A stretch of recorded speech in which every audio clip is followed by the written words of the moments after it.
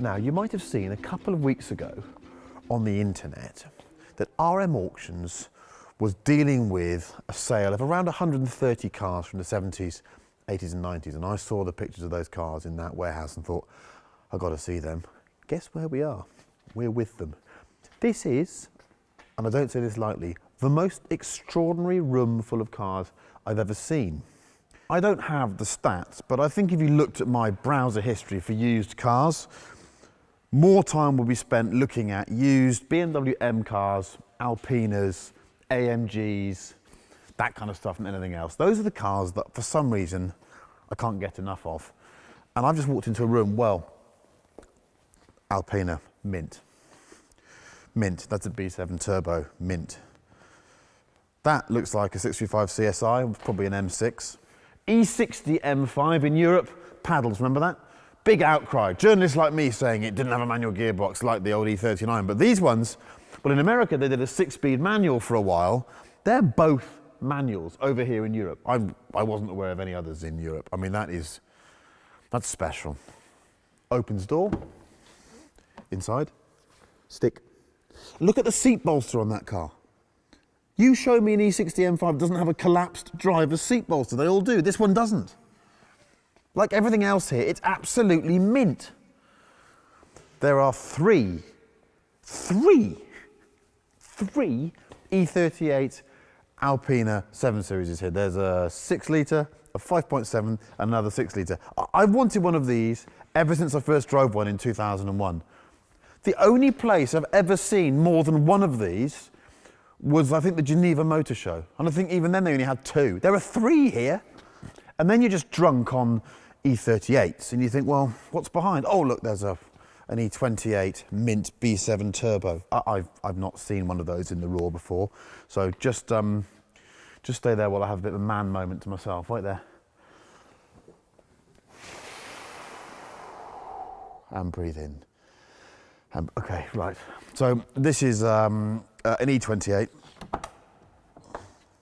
with the cloth bucket seats. I mean, look at them. They're just perfect. Look at the steering wheel. Fellow sad people, what's the first thing you do when you approach an old BMW? You look in the boot for the toolkit, don't you? So let's just choose one. This is a 635 CSI. Come here. Come on, Nilo. Pop the boot. Up it goes. Look inside. Undo, undo, undo. Perfect. Absolutely perfect. Look. A screwdriver. Why are all the spoilers so good? My spoiler's not as good as that. All the rubber's just right and it's not perished. An extended wheelbase 7 Series.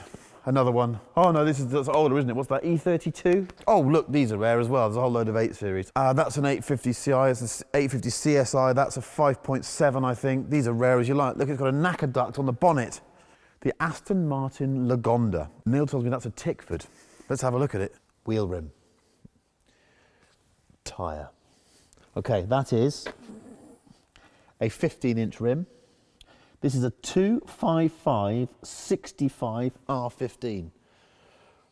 It's an Avon Turbo Speed. LJK Setright would love that tyre. Loved an Avon Turbo Speed. Loved a Honda Prelude as well, didn't he? Had a Bristol. I'm not sure if he loved the Aston Martin Lagonda though. I'll go back and look at my old car magazines if I can find out. But just look at it. Come on. I mean, it started out pretty haphazard, but by the end, they've got it nailed. This is a great looking car. It's massive and there's no room inside. But look how cool it is. I want one of these. Right, Neil, I want one of these.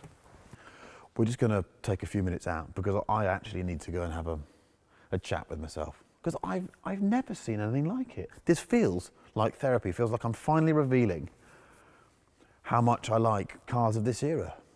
They just excite me. This is where I want to be. And if BMW or Alpina's not your thing, there's always the Mercedes AMG corner. That's actually a lie, because behind you, there's a load more AMGs. But let's start with these. 600. Another 600. Look at these. We've got SLs and SECs. It's an E500.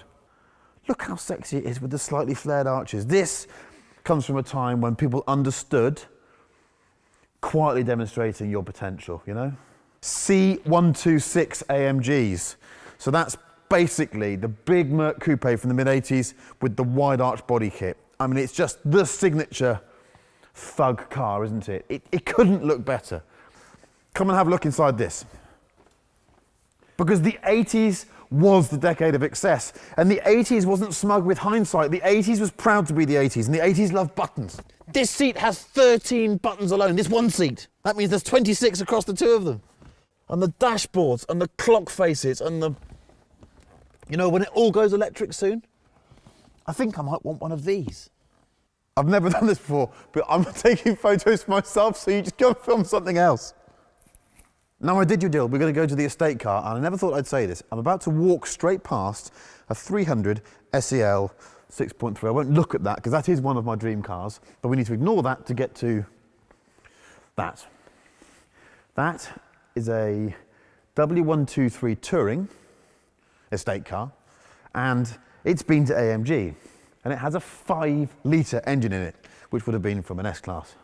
You might know of a cooler car on the planet than that, but I don't. Look at it. Yes, so that's an SL70, the bored out version by AMG, and that engine became the basis of the, come on, answers on a postcard? You're right. That became the engine that went in the Zonda. And these are now worth a few quid because there aren't any more Zonda engines, so the only way to get a Zonda engine is to buy one of these and do something unspeakable to it. I wonder if you could just sort of live here, have a tent or a motorhome in the middle and just hang out with them. How wonderfully random is this? So, American spec, 280, big bumpers. 280 turbo. Neil loves Z cars. The camera's shaking a bit because he's getting excited. And they just get better. Look at the Targa panels on that. Another 280 in that sort of late 70s, early 80s metallic brown colour. And now we come to the 50th anniversary turbo. You have to see inside this car for the sheer madness of what was going on. Come around this side, Nilo. I'll let you in here. Can you squeeze through there? Look at this dashboard. Can you see that? That is madness. Down here, we have a body sonic amplifier with 2 rotary dials that just say intensity in the middle. We've got electronic dampers. I bet they don't work. And we've got all sorts of amazing things here. It's just the 80s. Climate control. God, it's so cool. Look at the steering wheel. This is all the stuff we're going to miss when the world becomes electric and boring. This is just madness. Look at these dials here. Wonderful. It's got a stick. That's a manual 928 GTS that's done 40,000 miles and is in mint condition. I don't think that's a repeatable proposition. It's even got the kind of purpley leather interior that I want. What you need to know about a 928 is if you mess with the 928's trim, it never goes back the same way. Any interior panel, any exterior panel, a rubber, a union, any of these bits here, if it's been tampered with, will never go back the right way. This car is completely mint. I've never seen one as good as this. These are perfect. The rubbers are perfect. So this isn't a room full of motley old junk. This is a room full of the best cars I've seen. These are absolutely perfect Bentleys.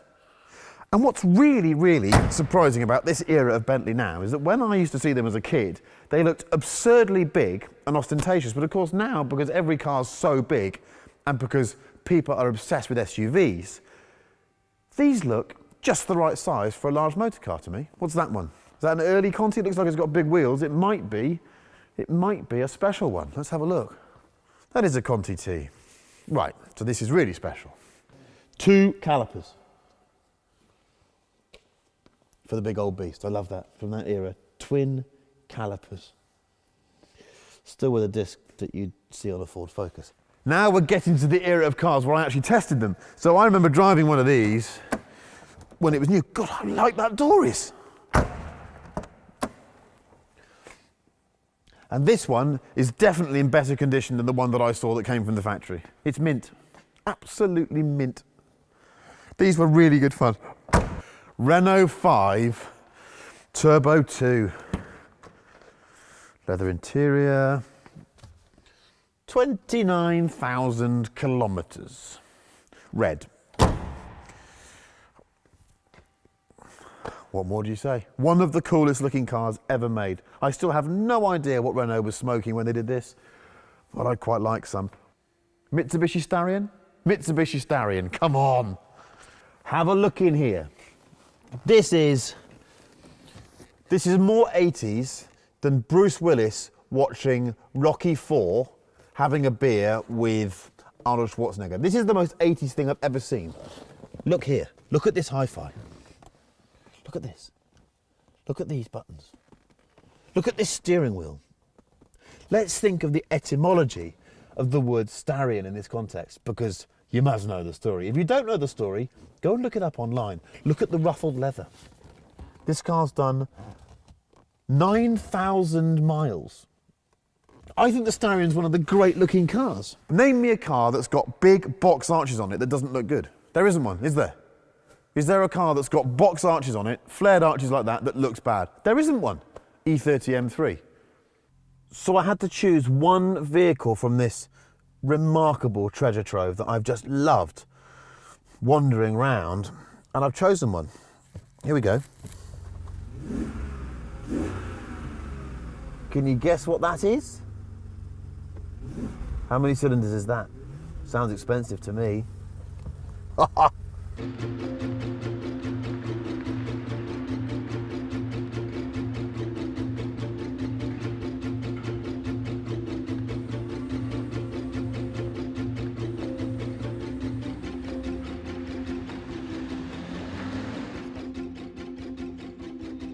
at this Alpine head unit here. It's the coolest thing I've ever seen. It's got a built-in radar detection and everything down there.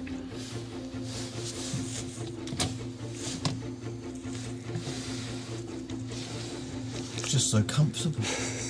Drive on. The seat is just glorious. Oh, I fall asleep.